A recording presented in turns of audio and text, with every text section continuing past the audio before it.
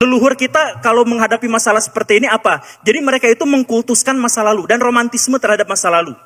Jadi gak mau ngelihat ke depan, mau lihatnya ke belakang. Makanya masyarakat seperti ini, sampai gede pun mereka percaya bahwa leluhur mereka, nenek moyang mereka bisa terbang dan silat bisa mengeluarkan api.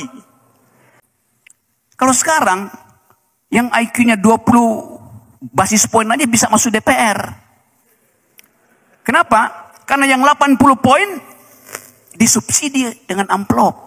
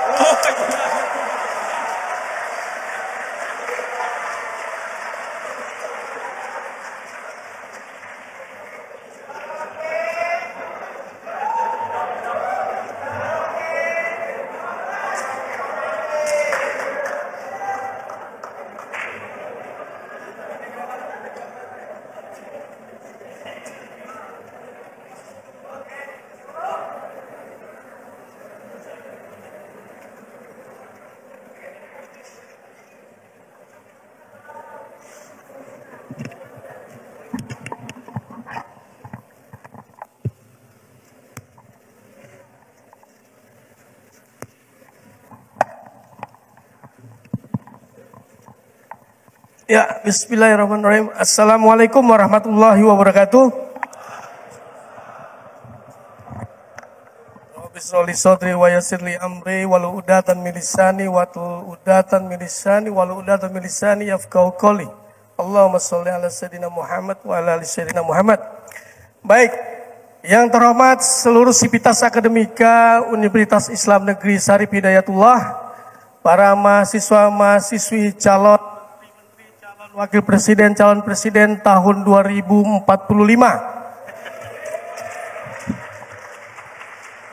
Kalau lihat sambutan Ketua Panitia, lihat sambutan Ketua Senat Mahasiswa, saya yakin mahasiswa UIN ini sudah terdidik luar biasa untuk bisa menjadi calon pemimpin Indonesia masa depan.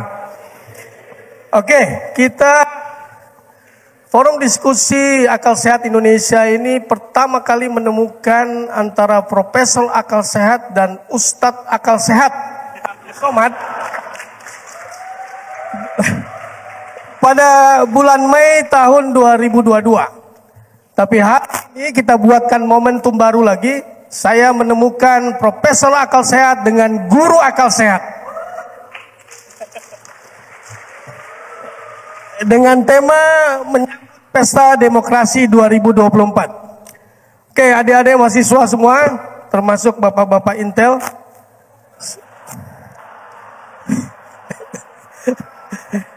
Jadi Anda dengarkan baik-baik bahwa kami tidak sedang menggugat negara.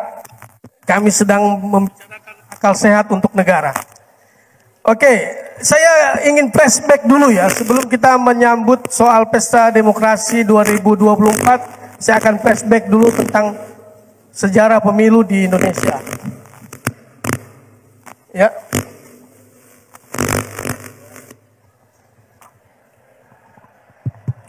Intel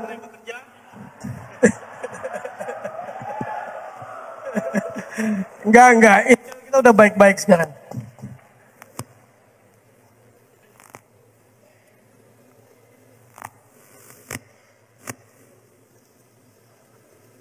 Oke, ya, kita sekilas saya bicarakan tentang sejarah pemilu Indonesia.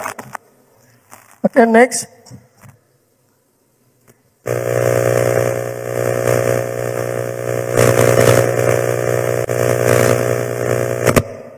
Di mana problemnya? Di mana problemnya?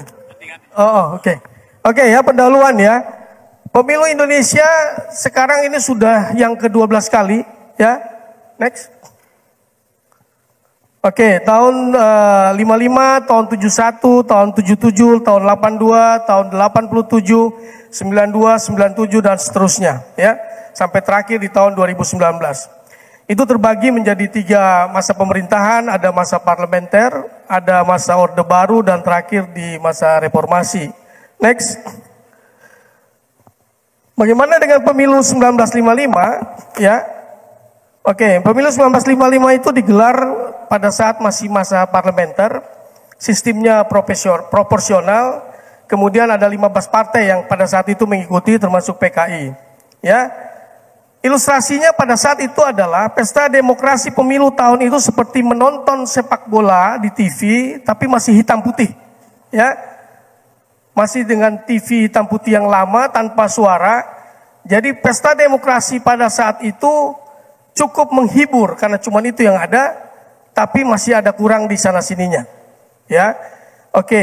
Untuk kemudian tahun pemilu 1971 itu digelar setelah Pak Harto ditetapkan sebagai presiden.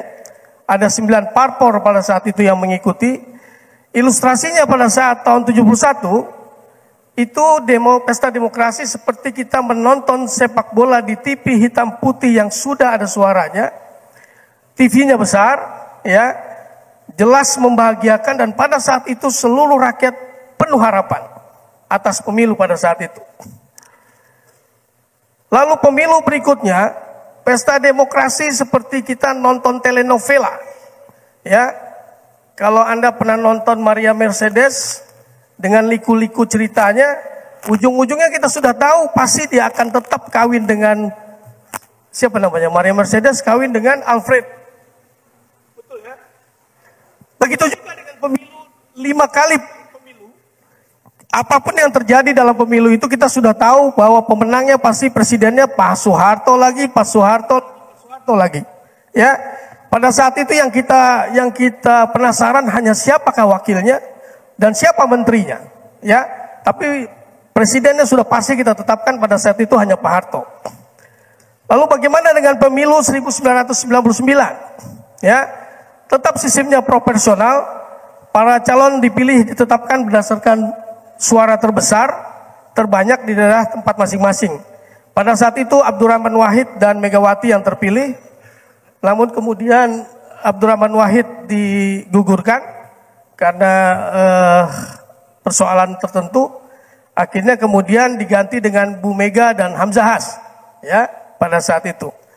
Nah, pada saat ini pesta demokrasi pemilu tahun ini kita seperti menonton sepak bola dengan warna-warni gemerlap pesta pembukaan dengan penuh harapan baru, karena ini adalah masa reformasi. Pesta demokrasi pada saat itu begitu antusias kita untuk bisa membayangkan harapan masa depan Indonesia akan jauh lebih baik. Lalu apa yang terjadi pada pemilu 2004 dan 2009? Pemilu 2004-2009, presiden wakil presiden dipilih langsung oleh rakyat, dan ada 2 macam pemilihan, ada anggota parlemen dan pemilihan presiden pada saat itu, ya. Dan pesta demokrasi pemilu 2004 dan 2009 itu seperti kita menonton sepak bola, di mana kesebelasan elit bertarung sepak bola, tapi penonton tidak pernah kebagian pada saat acara pembagian piala. Ya, kamu lebih pintar membayangkan ilustrasi-ilustrasi yang saya sampaikan. Jadi pada saat itu kamu seperti melihat pertandingan elit sepak bola, tapi tidak pernah menyaksikan pada saat pembagian pialanya. Ya, oke. Bagaimana dengan pemilu 2014-2019? Ini sama dengan pemilu sebelumnya. Pada tanggal 9 April diadakan pelaksanaan serentak pemilu, kemudian pada 2019 digelar pemilu serentak tanggal 17 April. Ilustrasinya pada saat ini 2014-2019 kita seperti menonton keindahan pertandingan sepak bola Eropa, ya, dengan skor yang sudah bisa ditebak. Saya ulangi ya. Pada saat 2014-2019 kita seperti menonton pertandingan sepak bola Eropa yang begitu indah, tapi skornya sudah bisa ditebak. Karena antara kesebelasan telah ada kesepakatan. Dan remote TV sudah dikuasai oleh Invisible Man. Ya. Oke, Anda bayangkan ya, pada saat 1955 sampai 1999 itu pemilihannya secara tertutup. Kemudian ada yang proporsional dan ada yang berdasarkan distrik. Kemudian tahun 2004 sampai 2019 sudah mulai terbuka dan proporsional. Lalu bagaimana dengan pemilu 2024? Bagaimana dengan pemilu 2024 yang akan datang? Mari kita diskusikan bersama. Ya. Oke. Di hadapan kita ada mungkin pertama kali guru gembul dulu ya. Pertanyaan saya adalah, berdasarkan kegembulan Anda tentang sejarah Indonesia, ya, kegembulan sejarah Anda dan referensi-referensi buku yang luar biasa Anda makan, bagaimana menurut Anda tentang perspektif pemilu 2024 yang akan datang? Bismillahirrahmanirrahim. Cek, kedengaran ya? Hal pertama yang harus kita bicarakan, kalau misalkan berbicara tentang demokrasi pemilu, itu maka spanduk ini harus dirubah, direvisi. Jadi yang menganggap bahwa pemilu tahun 2024 itu adalah pesta demokrasi, itu nggak sehat akalnya.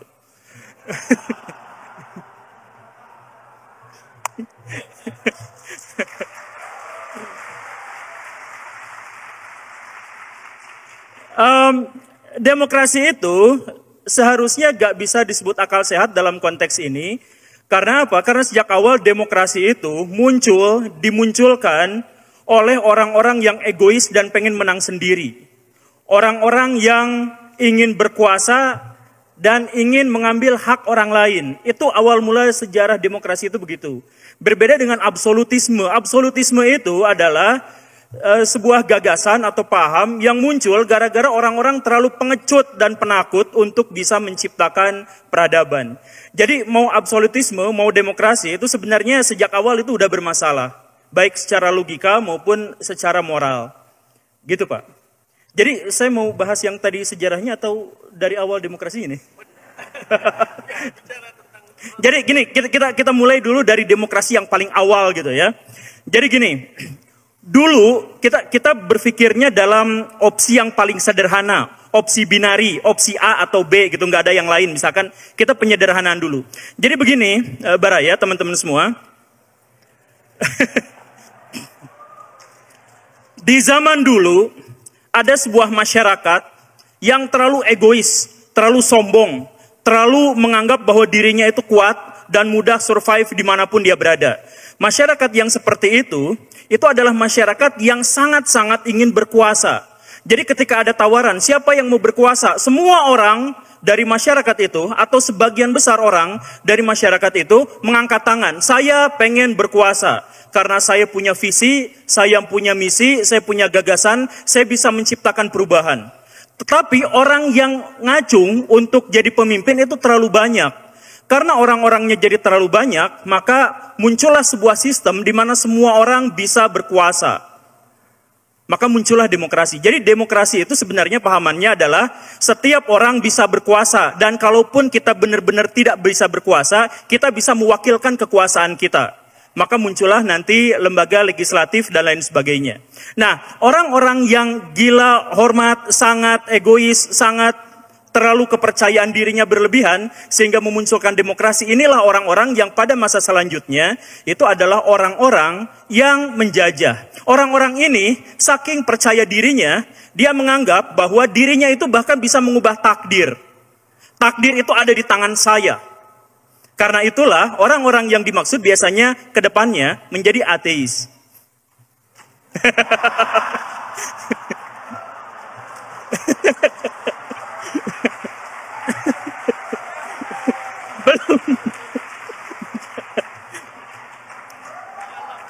Oh maaf. Nah, orang-orang itu juga adalah orang-orang yang tidak mau menghargai tradisi. Karena mereka percaya bahwa masa depan itu ada di tangan saya dan saya bisa mencapai apa yang leluhur saya tidak bisa capai. Karena itulah mereka itu adalah orang-orang progresif, orang maju, orang berpikiran dan berwawasan ke depan. Tetapi mereka egois dan tidak menghormati masa lalu. Itu awal mula demokrasi. Sekali lagi ini kita bicara soal opsi A, B gitu, nggak ada yang lain. Ada yang satu lagi absolutisme. Nah, kelompok absolutisme itu adalah kelompok masyarakat yang penakut dan pengecut. Sampai gak mau mengambil sebuah keputusan dan mengambil kesimpulan. Karena itu setiap mereka mau mengambil kesimpulan dan keputusan, mereka selalu berkumpul bersama-sama. Yuk kita kumpul-kumpul sama-sama bermusyawarah, bergotong royong untuk bisa menghasilkan sebuah keputusan dan kesimpulan. Karena masyarakat yang seperti itu, maka masyarakat itu cenderung kebersamaan, gotong royong. Ketika siapa yang mau jadi pemimpin, gak ada yang mau angkat tangan, semuanya senyap. Itu orang-orang yang pengecut yang memunculkan absolutisme. Nah, ketika orang-orang itu berkumpul dalam satu tempat, dan mereka bekerja sama, maka akhirnya kerjasama itu meniscayakan keberadaan hierarki. Dan hierarki itu meniscayakan keberadaan pemimpin puncaknya. Begitu. Nah, karena orang-orang yang ada di bawah tadi yang ingin bersama-sama itu pada akhirnya memunculkan hierarki dan kepemimpinan, maka pemimpin yang dimaksud itu didewakan. Dianggap setengah dewa lah, dianggap perwujudan Tuhan lah, dan hal yang semacam itu. Maka absolutisme itu biasanya menganggap pemimpin itu tidak bisa diganggu-gugat dan sangat disakralkan. Begitu. Nah, orang-orang yang absolutisme ini juga saking pengecutnya, mereka tidak mau mengambil resiko untuk mengambil kesimpulan dan keputusan. Jadi akhirnya apa? Mereka memuliakan masa lalu. Jadi kalau ada orang di masa lalu yang mengambil keputusan itu, mendingan prioritaskan ambil keputusan yang masa lalu dulu. Leluhur kita kalau menghadapi masalah seperti ini apa? Jadi mereka itu mengkultuskan masa lalu dan romantisme terhadap masa lalu. Jadi gak mau ngelihat ke depan, mau lihatnya ke belakang. Makanya masyarakat seperti ini, sampai gede pun mereka percaya bahwa leluhur mereka, nenek moyang mereka bisa terbang dan silat bisa mengeluarkan api. Itu masyarakat yang absolutisme ini. Nah, menurut Baraya semua di sini, Indonesia masuk kelompok masyarakat pertama atau kedua? Bung Karno pun mengira bahwa Indonesia itu kelompok masyarakat kedua, karena itu Indonesia itu tidak boleh demokrasi. Kata Bung Karno, kalaupun demokrasi itu harus dipimpin oleh satu orang yang kuat, yang hebat, yang berwibawa, penyambung lidah rakyat. Siapa dia? Dirinya sendiri. Itu kata Bung Karno dulu. Karena selamanya dalam pikiran Bung Karno itu, Indonesia tidak akan cocok dengan demokrasi. Sekalinya diterapkan demokrasi, maka akan terjadi kekacauan, chaos. Karena masyarakat yang absolutisme itu, kalaupun tetap dikasih demokrasi, mereka tetap akan mensakralkan kelompoknya masing-masing, dan tetap akan mensakralkan pemimpin kelompoknya masing-masing. Dan kalau yang sakral itu banyak, mereka akan berperang satu sama lain. Bukan perang ide, bukan perang gagasan, tapi perang gontok-gontokan. Pemilu nanti pasti akan rusak. Bagaimanapun, kata Bung Karno, bukan kata saya. Jadi, dalam pikiran Bung Karno, dalam ranah pikiran seperti ini, maka kalau kita menganggap demokrasi sebagai pesta, kalau pemilu dianggap sebagai pesta demokrasi, maka itu otaknya tuh gak sehat. Itu kata Bung Karno yang nanti dibantah sama Bung Hatta. Bung Hatta menganggap Indonesia itu adalah negara yang beragam. Ya kan? Dan satu-satunya paham yang paling mungkin mengakomodasi keberagaman itu adalah demokrasi. Benturan dua kekuatan ini sampai memunculkan dua fenomena. Yang pertama, baik Bung Hatta maupun Bung Karno itu pernah sama-sama menjalankan demokrasi ala mereka. Bung Hatta menjalankan demokrasi di Indonesia ala Bung Hatta itu dari tahun 49 sampai tahun 56. Kemudian beliau lengser. Sedangkan Bung Karno itu melaksanakan dari tahun 1957 sampai tahun 65. Kemudian dilengserkan. Dua-duanya masing-masing menjabat atau menjabarkan ide demokrasi mereka selama 6 tahun. Dan alhamdulillah dua-duanya koyak. Dua-duanya bangkrut. Pemilu tahun 55 yang disebut tadi itu adalah pemilu yang sejak awal Indonesia itu udah gagal total di situ. Karena pemilu aslinya itu bukan tahun 55 seharusnya. Tahun 52. Tapi dimundurin sama KPU-nya zaman dulu itu, agar ada partai tertentu yang bisa menang. Sebab kalau tahun itu, partai politik yang digadang-gadang mau menang itu, gak akan menang. Jadi, dalam hal ini, pemilu di set sejak awal, itu bahkan Indonesia di pemilu awal mereka itu sudah gagal. Seperti itu. Nah, tapi sekali lagi ya, yang saya katakan ini baru pembuka, baru dekonstruksi lah. Baru pikiran-pikiran yang sederhana. Nanti kita lanjutkan. Tapi pada prinsipnya Pak, kalau misalkan demokrasi kita paksakan dan kita terapkan, kita harus bertanya, bukankah budaya kita itu adalah budaya masyarakat berkelompok? Bukankah budaya kita adalah budaya masyarakat yang mengagungkan pimpinan kelompok, kemudian mensakralkannya, dia tidak boleh salah, tidak boleh benar, sehingga pemimpin dari kelompoknya itu akan dibenturkan dengan pemimpin kelompok lain, sehingga memunculkan polarisasi-polarisasi besar dan akhirnya mengacak-acak Indonesia. Apakah kalau dengan cara seperti itu maka pemilu tetap dianggap sebagai pesta demokrasi? Ya, kita diskusikan nanti. Silahkan Pak Rocky. Ya.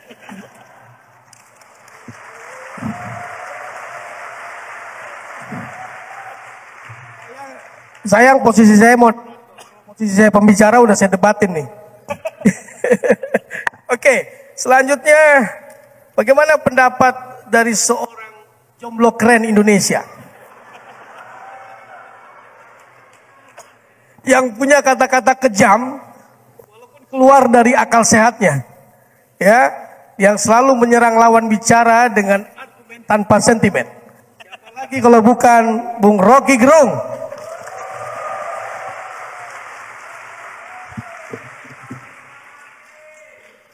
Oke, terima kasih Pak Diki Ahmad. Ahmad artinya ahli makar.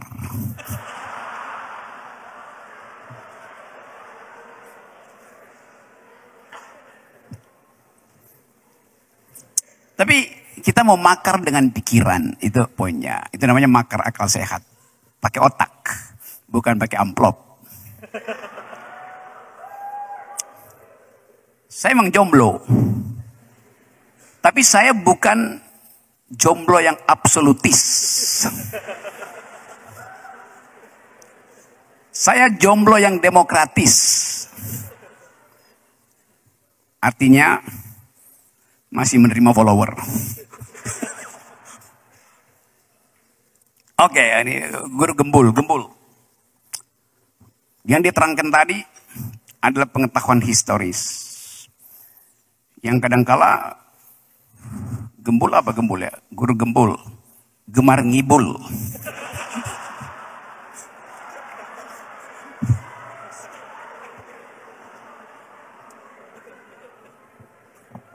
Tapi ini forum akademis, kalau kita ngibul pun mesti dibuat metodologis, dibuat teoritis, supaya nggak terlihat ngibulnya. Ada seorang pemimpin yang bahkan dia ngomong bener pun orang nggak percaya. Karena cawe-cawe. Oke, sebetulnya juga nggak ada yang salah di situ, karena guru gembul salah baca aja. Kan di situ tidak disebut menyambut pesta demokrasi, nggak ada tulisan di situ. Yang ada menyambut pesta demonstrasi 2024.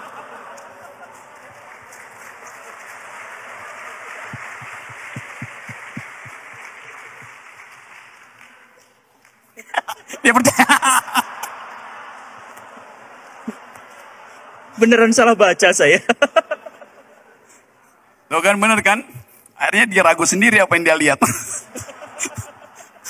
Tapi dia nggak pernah ragu apa yang dia ucapkan itu bedanya tuh. Yang kita lihat kadangkala appearance, sesuatu yang bisa fatamorganik.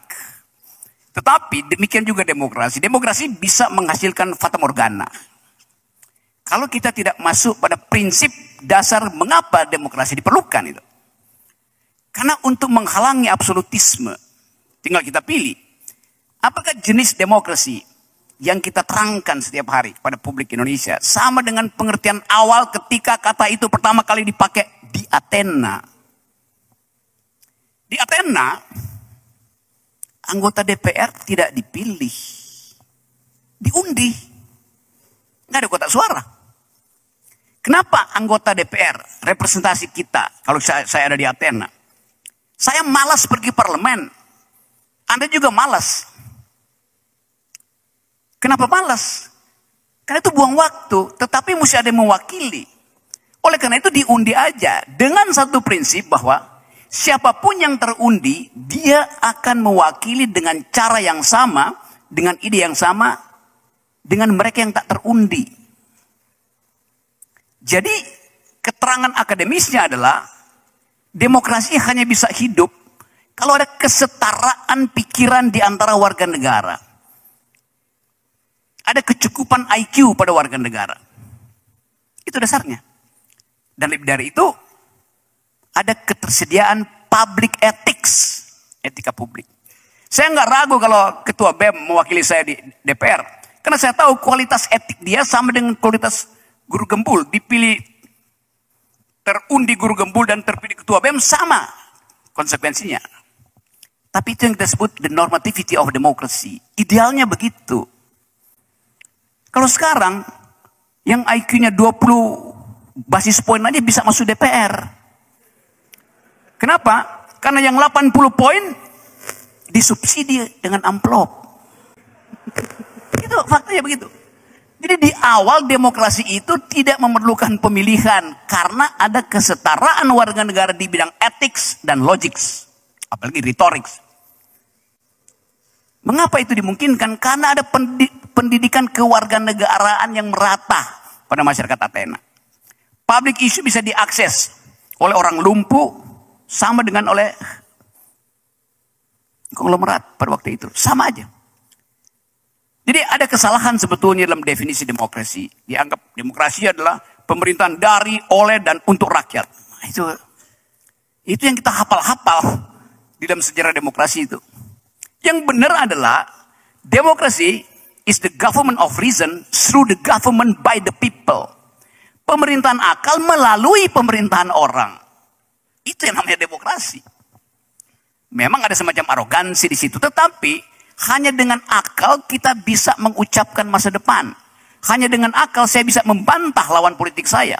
Hanya dengan argumen saya bisa memperluas sphere of influence saya. Kalau sekarang bagaimana kita lihat? Apakah akal diedarkan di dalam pameran demokrasi kita hari ini? Mana akalnya? Kita nggak lihat ada perdebatan akalia. Perdebatan tentang nilai, nggak ada. Karena itu kita berkumpul di sini. Kenapa kita berkumpul di sini? Karena kita tidak melihat masa depan. Kalau kita melihat masa depan, kita kumpulin di sini, nggak ada yang mau datang. Anda di sini menunggu masa depan sebagai pemuda. Karena itu ini temanya betul nih, apa namanya tuh, student and politics apa tuh? Youth and politics. Kenapa? Karena masa depan itu akan Anda isi nanti itu. Guru gembul sebentar lagi masa depannya tidak gembul lagi karena dia bakal kurus. Karena akan mondar-mandir dari satu forum. Jadi itu intinya tuh. Oke, silakan retweet. Jadi fasilitas yang disediakan di sini yang justru diinisiasi oleh inisiatif Pak Diki yang bukan lagi mahasiswa. Tetapi dia bisa menyamakan persepsinya dengan youth politics. Sekarang saya terangkan apa itu youth politics. Apa gagasannya di seluruh dunia sehingga yang muda itu sekarang menguasai opini publik. Indonesia di dalam riset terakhir, anak muda Indonesia menginginkan pemimpin yang paham tentang geopolitik dan fasih mengucapkan environmental ethics. Kemarin CSIS bikin riset itu. UI bikin riset itu. Teman-teman di Milenial Padang bikin riset itu. Jadi terlihat ada kesebangunan pikiran di kalangan millennials Indonesia atau Z generation menginginkan pemimpin yang tadi saya sebut the government of reason through the government by the people. Pemimpin yang punya otak. Orang yang punya otak, dia mesti fasih ikut dalam percakapan dunia. Grammar global, yaitu ethics of care, etika kepedulian terhadap lingkungan, dan keinginan untuk menghambat terjadinya eskalasi perang dunia ketiga. Anak muda Prancis, anak muda Jerman sekarang berupaya bikin kampanye, jangan bayar pajak, karena pajak mereka dipakai untuk perang Ukraina, Rusia. Demikian juga anak muda Amerika sekarang lakukan hal yang sama. Jadi sebetulnya ada satu pretora baru di dalam politik dunia termasuk Indonesia mencoba mencari akal supaya kepemimpinan 10 tahun ke depan tidak menghasilkan deforestasi, tidak menimbulkan sensasi perang. Itu dasarnya. Jadi benar kalau UIN di sini lakukan seminar semacam ini. Itu keinginan kita untuk duel argumen tentang dua tema besar tadi. Karena itu, coba undang di sini Ganjar Pranowo. undang Anies Baswedan, undang Prabowo Subianto, debat di sini soal satu tema misalnya, security, Southeast Asia. Siapa yang akan gugup dan gagap kalau bicara tentang security? Prabowo pasti enggak, Anies pasti enggak, saya enggak tahu Ganjar.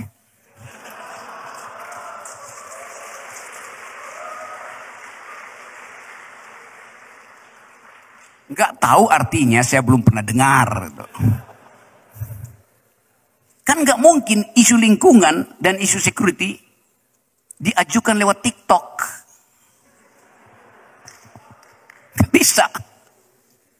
Teman-teman yang belajar tentang global politics di sini punya pertanyaan strategis. Misalnya, Anda presiden yang akan memimpin Indonesia 2003, apa pendapat Anda tentang eskalasi di Taiwan? Apa impactnya kalau Jepang akhirnya diizinkan oleh Amerika naikkan anggaran pertahanannya 2%. Sampai sekarang Jepang nggak boleh naikkan anggaran pertahanan.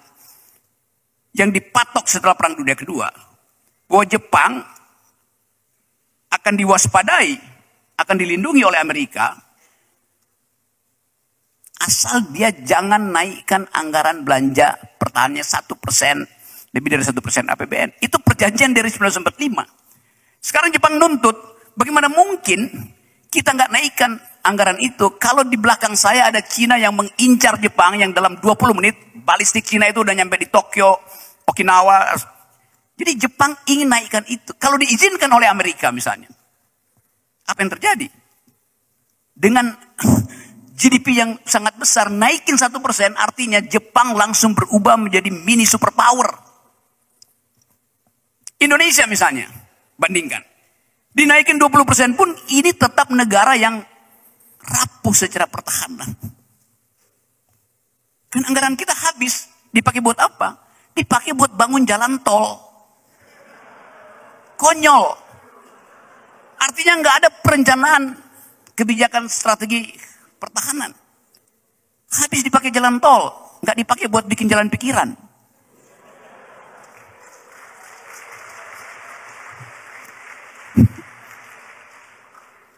Jadi saudara-saudara, kita ingatkan kembali bahwa pemilu ke depan, duel konsep itu mesti tajam.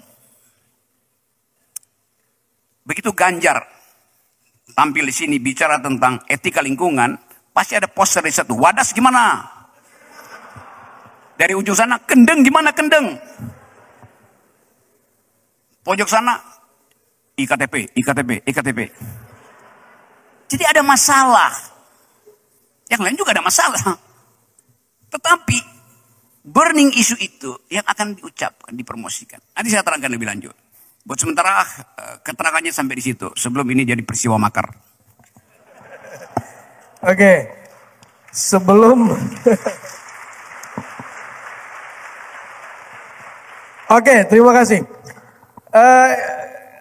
Sebelum saya lempar jawab kepada teman-teman semua, ada satu isu lagi ya, ada dua isu yang ingin saya tanyakan kembali adalah bahwa pemilu tahun 2024 itu adalah pemilu di mana Indonesia mengalami bonus demografi. Artinya DPT dipastikan akan lebih banyak orang-orang yang usia produktif. Anak-anak muda akan banyak menjadi pemilih. Artinya tahun 2024 sebenarnya haruslah menjadi pemilu yang sangat bisa diharapkan menjadi pemilu yang benar-benar pesta di mana kita memilih pemimpin yang benar. Kenapa? Karena anak muda itu tidak akan mudah terintimidasi oleh intimidasi pemikiran seperti misalkan hoax dan black campaign. Yang kedua, anak muda itu tidak mudah terintimidasi secara ekonomi. Artinya tidak mudah dengan money politik. Artinya anak-anak muda ini pasti mau ambil uangnya tapi tidak mau pilih orangnya.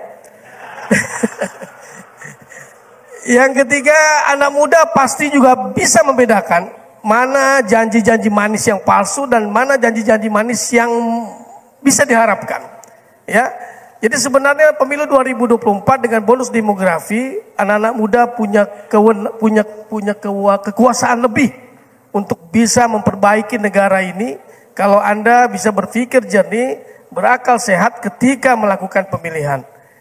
Bagaimana menurut Profesor.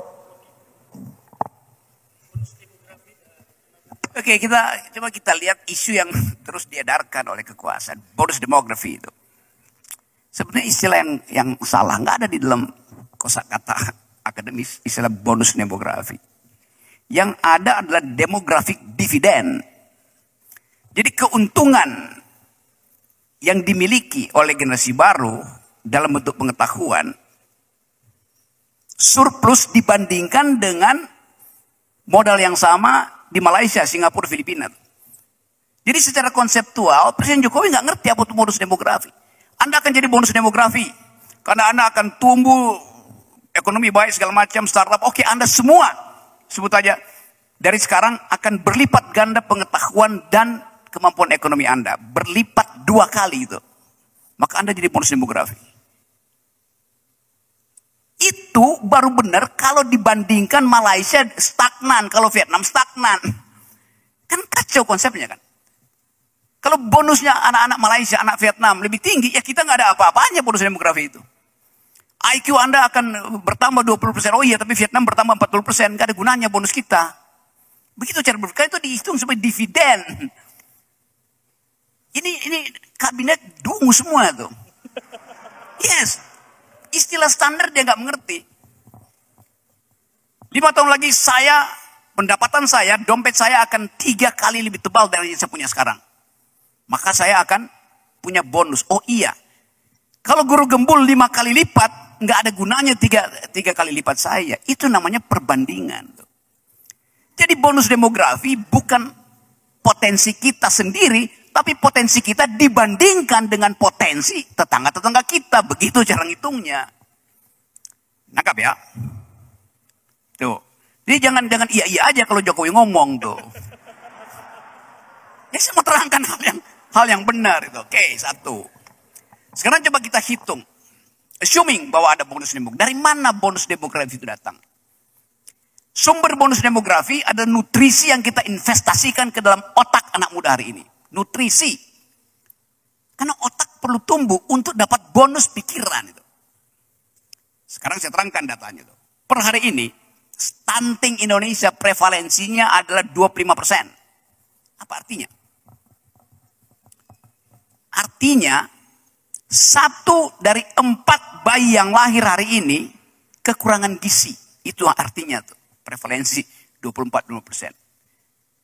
Jadi bayi yang hari ini lahir dengan kekurangan gizi, 10 tahun ke depan menuju 2045, otaknya tidak akan berkembang. Bahkan defisit 25% otaknya tuh. Begitu hitungannya. Kalau nggak dapat protein, nggak dapat susu, otak manusia, otak bayi itu nggak bisa tumbuh. Kapasitas otaknya untuk mengolah informasi, bitkom itu nggak bisa dapat. Masalah nggak itu? Nggak ada masalah. Kalau Malaysia juga mengalami hal yang sama. Kalau Singapura mengalami hal yang sama. Kalau Vietnam mengalami hal yang sama. Masalahnya mereka nggak mengalami hal yang sama. Artinya kita akan tertinggal dari kapasitas berpikir. Gampang. Kenapa nutrisi itu tidak tiba di rahim ibu-ibu? Karena susu, kedelai, kacang hijau, dana untuk membeli susu yang ada sumber protein, berubah menjadi dana untuk beli Pertamax Super dari seorang bupati yang doyan pakai motor gede. Trade off-nya begitu. Saya bilang motor gede, bukan motor gembul.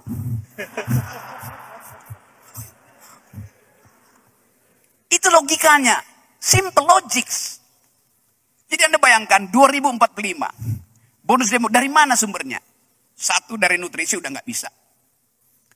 Yang kedua, daya beli. Anda punya uang nggak 2045? Punya, bagus. Tunggu dulu. Uang Anda buat apa? Buat belanja. Begitu Anda mulai belanja, Anda ditagih oleh Cina, ditagih oleh Singapura, ditagih oleh Jepang. Bayar dulu utang Anda sebelum belanja. Karena setiap anak yang lahir hari ini sudah dibebani utang 40-50 juta rupiah per kepala bayi itu. Anda bayangkan. Jadi ngapain ada kawin?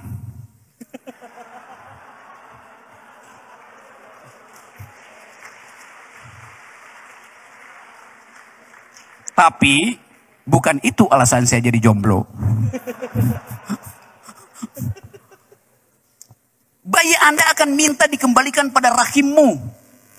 Begitu dia lahir, dia tahu dia adalah satu dari bayi yang mungkin mengalami kekurangan nutrisi alias stunting. Dia tahu bahwa dia pasti adalah satu dari bayi yang harus menanggung 50 juta utang NKRI harga mati yang dibuat oleh Jokowi. Emang Jokowi yang bikin. Coba kita lihat lebih dalam lagi. Kenapa sumber pendapatan kita tidak kembali pada kita? Oh, dari Orde Baru juga, memang dari Orde Baru juga begitu. Presiden Soeharto kasih lisensi pada pengusaha-pengusaha Cina waktu itu. Silahkan ambil HPH, eksplorasi, eksploitasi sumber daya kita. Tetapi di zaman Pak Harto, dari potensi eksplorasi itu, 33-35% kembali ke negara. Dalam bentuk pendapatan negara, APBN, pajak segala macam. Jadi disuruh ambil bahan mentah, tetapi kembali ke negara 35%. Di zaman Pak SBY, masih kembali 27% kembali ke kita. Di zaman Jokowi, yang kembali tinggal 7%. Selebihnya di mana? Diparkir di pusat-pusat finansial dunia, nggak mau dimasukin ke Indonesia. Oleh siapa? Oleh oligarki. Jadi tanah Anda yang Anda sebut tadi di dalam lagu Tanah Airku Indonesia, tanah dan airnya tidak Anda miliki. Jokowi bahkan lelang IKN itu 120 tahun boleh diambil sebagai properti hak milik itu. Padahal itu hak masyarakat adat. Itu yang menyebabkan investor tidak masuk ke Indonesia. Karena ada problem tanah di IKN. Yang dulu kita bicarakan, Pak Diki juga bicara panjang lebar soal itu dalam beberapa konferensi. Tapi dianggap kalian sinis ya. Sekarang baru ketahuan bahwa memang itu tanahnya masih bermasalah. Karena itu nggak ada satupun investor yang masuk ke IKN. Yang ngomong siapa? Yang ngomong orang Jokowi sendiri, namanya Menteri PUPR. Kalau gue yang ngomong dianggap makar. Ini menterinya sendiri bilang udah nggak akan ada yang masuk. Jadi itu soalnya. Nanti yang lain-lain yang lebih dramatis saya terangkan belakangan. Terima kasih.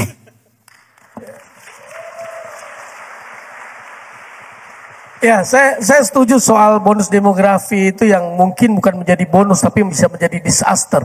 Tapi secara kuantitatif, Prof, secara kuantitatif anak muda, pemuda akan lebih banyak sebagai DPT. Itu tentunya akan bisa menguntungkan hasil pemilu besok karena mereka akan berpikir lebih jernih. Is it possible or not?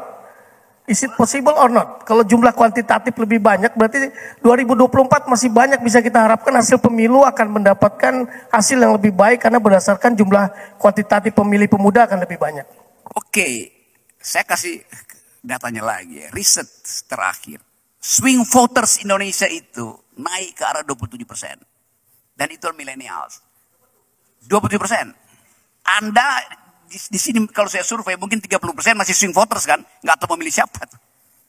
Apalagi saya terangkan masalahnya. Karena nggak ada keterangan pada publik. Kita diminta sekedar memilih seperti memilih kucing dalam karung. Padahal kita nggak milih kucing dalam karung, kita milih kucing dalam karung bolong, udah ketahuan kucingnya. Karungnya udah bolong. Jadi itu yang akan terjadi. Swing votersnya naik 27%. Apa itu swing voters? Swing voters adalah ateis dalam politik.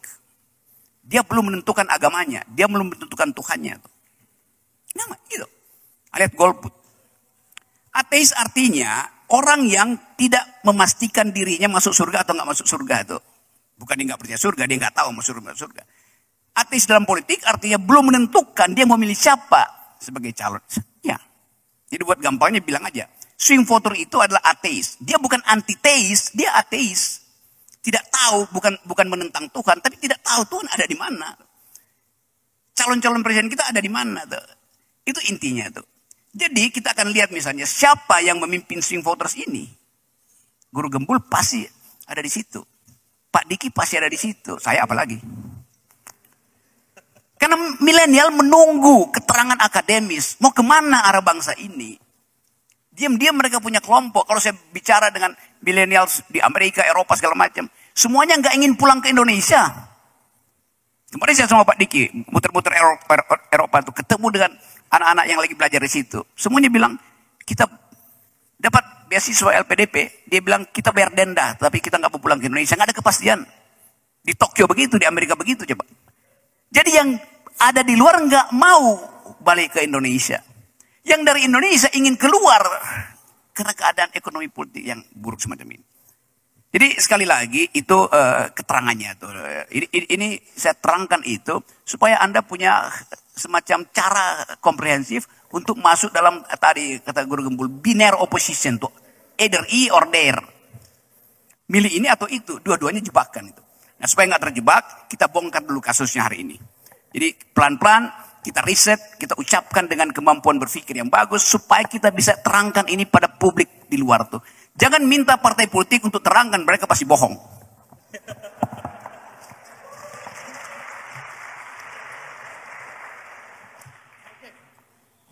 Kang Guru, silakan. Gini, saya tuh sebenarnya tidak menyangka bahwa bentuk diskusinya adalah seperti ini. Jadi saya tadi awal tuh baru dekonstruksi, saya belum sampaikan argumentasi apapun tadi. Tapi keselin. Tapi gini, kita langsung tiba-tiba pindah tema lah ya. Tapi kalau misalkan kita memang mau pindah tema, temanya adalah tentang bonus demografi, katakanlah istilahnya adalah bonus demografi. Itu bonus demografi itu sebenarnya nggak ada kaitannya dengan pemilu, demokrasi. Itu sebenarnya adalah terkait dengan ekonomi. Jadi maksud bonus demografi itu adalah, jadi di masa depan penduduk lebih banyak. Karena penduduk lebih banyak, pelaku ekonomi lebih banyak. Karena pelaku ekonomi lebih banyak itu maka perputaran uang juga menjadi semakin banyak. Jadi kaya miskinnya sebuah negara bukan karena dia punya banyak atau sedikit uang, tapi seberapa banyak uang itu berputar. Nah, karena di masa depan yang memutarkan uang itu banyak karena generasinya banyak, maka itu disebut sebagai bonus. Itu disebut sebagai keuntungan. Jadi sebenarnya ini nggak ada hubungannya dengan politik. Kalau misalkan kita hubungkan dengan politik, ada sebuah artikel yang ditulis oleh, saya lupa namanya, tapi yang saya ingat adalah bahwa dia menulis itu di bawah naungan PBB. Tapi tulisannya itu benar-benar kasar, bikin sakit hati. Dia tulisnya gini, anak-anak di Indonesia tidak tahu seberapa bodohnya mereka. Jadi tulisannya tuh begitu. Kenapa dia bilang anak-anak Indonesia tidak tahu seberapa bodohnya mereka itu? Karena anak-anak Indonesia itu dalam survei intelijensi atau kriteria-kriteria yang berhubungan dengan kecerdasan, yang manapun juga, Indonesia itu selalu kalah anak-anaknya. Jadi misalkan dia mencantumkan dalam artikelnya itu, yang berbahasa Inggris, dia bilang gini, anak-anak SMA di Indonesia, yang lulus SMA di Indonesia, itu hanya 15% yang mampu menemukan kalimat inti dari sebuah paragraf. Kalimat inti dari sebuah paragraf hanya 15% yang tahu. Nah, dampaknya apa? Kemampuan mereka dalam berkomunikasi, kemampuan mereka dalam menyerap informasi, kemampuan mereka dalam mendemonstrasikan pemahaman melalui bahasa, itu cuma 15% yang sehat. Ini level terendah di dunia. 15% saja yang mampu menemukan kalimat inti dari sebuah paragraf. Jadi, kalau orang Indonesia dikasih hoax, kalau orang Indonesia dikasih penafsiran yang salah, kalau orang Indonesia dikasih data yang salah, maka generasi mudanya hanya 15% yang mampu memverifikasinya dan menemukan titik kesalahannya sehingga mereka mengambil kesimpulan yang benar. Sisanya salah. Kemudian si penulis itu juga menentukan kriteria bahwa betapa bodohnya masyarakat Indonesia ketahuan dari mereka tidak mampu untuk membaca data statistik. Begitu. Dan ada beberapa, ada banyak kriteria yang dia sebutkan di situ. Tapi intinya kalau misalkan kita kaitkan dengan pemilu itu kemudian bahwa anak-anak muda kita akan siap dengan demokrasi, dengan pemilu tahun 2024 karena mereka tidak terpapar hoax, karena mereka lebih analitis dan sebagainya. Data-data akademis terkait dengan kadar intelektual anak-anak muda di Indonesia justru menunjukkan hal yang sebaliknya. Jadi saya nggak tahu apakah di sini itu termasuk yang 15% atau yang 85%. Tapi ada kunci kecil dari seorang dosen. Katanya, kalau mau tahu apakah Baraya di sini termasuk 15 atau 85%, itu cek. Kalau di kelas disuruh presentasi sama dosen, dia masih baca full text. Artinya orang-orang itu adalah orang-orang yang nanti ketika milih dalam pemilu akan memilih orang yang salah atau memilih dengan cara yang salah. Karena kadar intelektualitas mereka itu tidak akan sanggup, ini dalam pikiran mereka ya, tidak akan sanggup untuk berbicara di ranah yang berhubungan dengan masa depan sebuah bangsa. Pesimis sekali ya pikiran-pikiran orang itu, tapi saya ikut pesimis. Nah, kalau sudah seperti itu, kalau misalkan anak-anak di Indonesia, menurut survei, termasuk ke dalam generasi yang paling tidak bisa bernalar secara intelektual, cuman sekitar 15%-an saja. Lalu bagaimana nasib pemilu di Indonesia di masa depan? Misalkan katakanlah 2024. Kalau misalkan ada debat publik presiden itu pasti lebih membosankan daripada debat para pengamat. Kalau Rocky Gerung misalkan debat di Indonesian Liars Club gitu ya, atau yang semacam itu kita bisa nongkrong berjam-jam. Tapi kalau nonton debat presiden, siapa yang bisa tahan sampai akhir? Karena, ya saya nggak bisa ngejelekin orang sih, tapi ya kita sama-sama bisa melihatlah bahwa kemampuan kita dalam berbicara, dalam beretorika yang paling penting dalam menyampaikan pesan, sehingga tidak ada kesalahpahaman atau kita bisa mengeliminir kesalahan, itu sebenarnya sangat-sangat sedikit.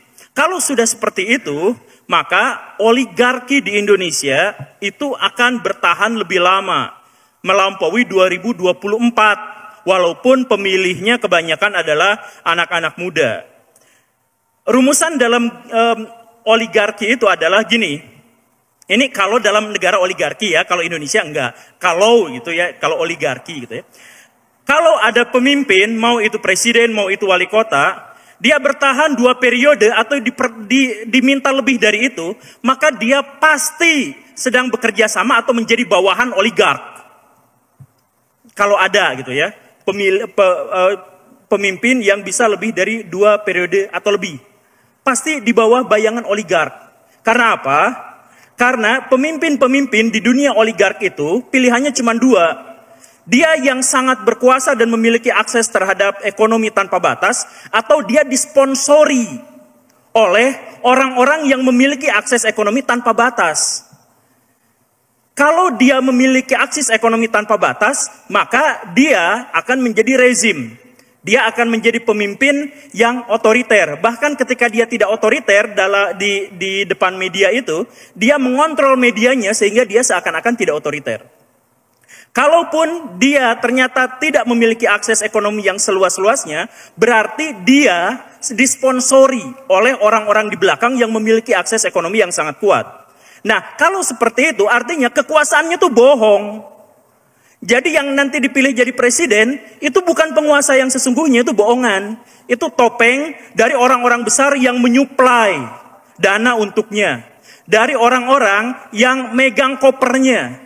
Jadi makanya dia bisa aja sampai disebut petugas, bisa aja disebut, ya petugas apa gitu kan, ya bisa aja disebut sebagai petugas, bisa aja disebut sebagai apa, karena sebenarnya dia memang tidak memiliki otoritas penuh, atau dia sebenarnya bukan eksekutif yang sesungguhnya. Eksekutif itu adalah orang yang melobi di belakang, ya bahkan media-media tidak bisa meliputnya.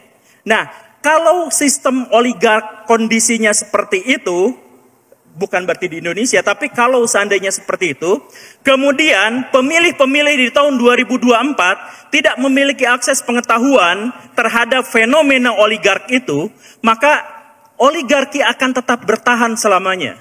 Dan karena oligarki akan bertahan selamanya, maka demokrasi kita itu, termasuk pesta demokrasinya itu adalah pesta yang palsu, yang menghabiskan anggaran sangat besar hanya untuk menyelenggarakan drama terbesar sedunia. Pemilu itu, oh jangan dulu tepuk tangan. Saya nggak suka dipotong. Ya, takut mati ini.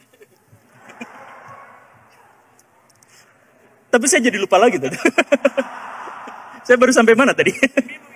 Oh iya. Nah, pemilu itu yang kita lihat sekarang harus selalu ditekankan bahwa kita tidak pernah memilih calon yang kita inginkan. Yang terjadi adalah orang-orang dengan ekonomi tanpa batas itu merekayasa agar kita memilih mereka atau memilih calon-calon mereka. Saat kita misalkan dihadapkan pada pilihan, apakah Ganjar, apakah Prabowo, apakah Anies? Siapakah di antara kita yang benar-benar tahu mereka tanpa tendensi dari media? Siapakah orang-orang di antara kita yang benar-benar kenal mereka tanpa intrik-intrik dari partai politik dan dari lawan politiknya? Tidak ada. Jadi sebenarnya yang terjadi itu adalah partai politik dengan seluruh sumber daya yang mereka miliki, merekayasa otak kita, mendorong kita agar memilih calon yang mereka inginkan. Bukan kita yang memilih mereka. Makanya nanti ini ada kaitannya dengan threshold yang ada di Indonesia kan. Jadi sebenarnya kalau misalkan PDIP ngomong target 20% suara di Jawa Barat misalkan. Artinya mereka menganggap bahwa suara itu adalah alat legitimasi kekuasaan mereka, bukan berarti itu mereka mewakili rakyat, bukan. Yang memilih ini sekarang, yang di sini itu adalah target untuk melegitimasi kekuasaan mereka. Saya layak berkuasa karena saya dipilih oleh orang-orang ini sekian persen. Makanya sejak awal mereka mengatakan target sekian persen, target sekian persen dan sebagainya. Jadi pemilih-pemilih dalam pemilu bukan orang-orang yang telah mewakilkan kewenangannya dan kekuasaannya. Tapi orang-orang yang bisa dimanfaatkan agar pemimpin-pemimpin itu bisa berkuasa di balik tokoh-tokoh yang dipilihnya. Itulah hakikat dari demokrasi yang sesungguhnya. Tapi sekali lagi ya, saya tuh pengen ini tuh dekonstruksi gitu. Jadi pengen kita debat sampai habis-habisan kalau bisa, tapi nggak bisa. Tapi intinya adalah bahwa kalau kita merasa bahwa diri adalah generasi baru yang nanti akan nyoblos atau baru nyoblos kemarin sekali dan sebagainya, coba pikirkan baik-baik. Kalaupun pada akhirnya nanti kita harus memilih orang itu, pilihlah dengan pikiran yang matang, bukan emosi. Pilihlah secara independen, bukan karena disuruh sama orang lain. Karena bagaimanapun, apapun yang akan kita pilih, siapapun yang akan kita pilih, tidak akan berpengaruh untuk 5 tahun berikutnya. Yang berpengaruh itu adalah yang memilih hari ini, yang akan menggenggam masa depan, bagaimana cara dia memilih. Bagaimana cara dia memilih dan atas pertimbangan apa dia memilih, dialah yang akan menjadi penentu Indonesia di masa depan. Bukan pemimpin-pemimpin yang kita pilih nanti. Begitu. Wah, keren. Oke, saya mengangkat bonus demografi sebetulnya lebih kepada kuantitatif. Saya paham soal ekonominya, tapi kuantitatif. Tapi Bang Rocky menganggap swing voter akan naik 27%, maka ada kemungkinan pemilihan besok itu akan lebih jernih 27% peningkatan anak muda ya, swing voter ya. Tapi sementara the Fed brother teacher, guru gembul itu bahasa Inggrisnya the Fed brother teacher ya. Oke, menganggap bahwa justru sebaliknya ya, Watang. Bahwa sebaliknya ya, kuantitatif kenaikan swing voter anak muda itu justru malah berdasarkan statistik malah berefek yang kurang benar ya. Bukan kurang benar. Yang saya maksud tadi itu adalah orang-orang yang memilih dengan menggunakan nalarnya itu menjadi lebih sedikit. Karena data yang tadi itu, kadar intelektualitas kita turun. Itu berdasarkan data yang disponsori oleh PBB. Tapi kalau tidak percaya, silahkan dicek di bangku kelas masing-masing di kampus. Yang presentasinya masih baca teks, kan saya bilang gitu. Iya. Tapi itu bukan anak UIN ya, bukan anak UIN. Ya. Setuju ya? Setuju bukan anak UIN itu ya? Ya, saya percaya di sini saya berhadapan dengan orang-orang yang